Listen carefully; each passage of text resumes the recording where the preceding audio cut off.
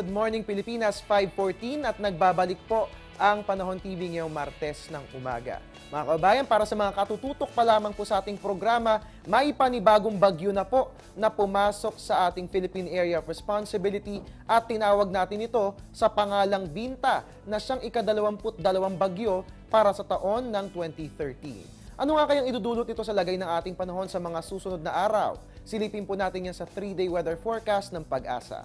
Diyan nga po sa Baguio, malalakas na ulan na may malalakas na hangin ang mararanasan dyan bukas at ganun din sa Huwebes. Pero walang dapat alalahanin dahil pagsapit ng Biyernes, gaganda ng muli ang lagay ng ating panahon.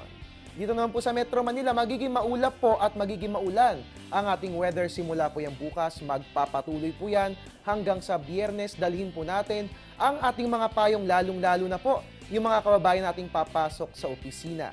Metro Cebu, makararanas po tayo ng isolated rain showers or thunderstorms bukas po yan hanggang sa araw ng Biyernes.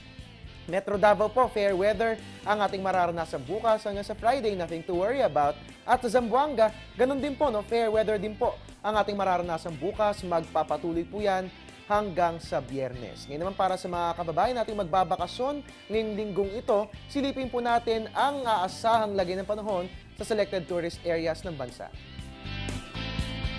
Puerto Galera, mataas ang temperatura, meron tayong 22 to 32 degrees Celsius. Banawe Rice Terraces, 11 to 22 degrees Celsius. Boracay, 25 to 31 degrees Celsius. Mataas po yan. Habang sa Camiguin at El Nido, mababa po ang temperatura, meron tayong 23 to 31 degrees Celsius.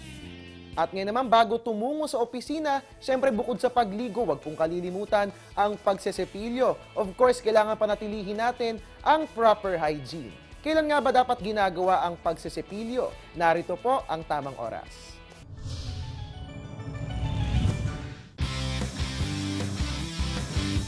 Dahil masarap ang kumain, dapat alagaan ng ating mga ngipin. Inirerekomenda ng Philippine Dental Association ang pagsisipilyo ng 2 beses kada araw. Isa sa umaga pagkatapos kumain ng agahan at isa naman sa gabi bago matulog.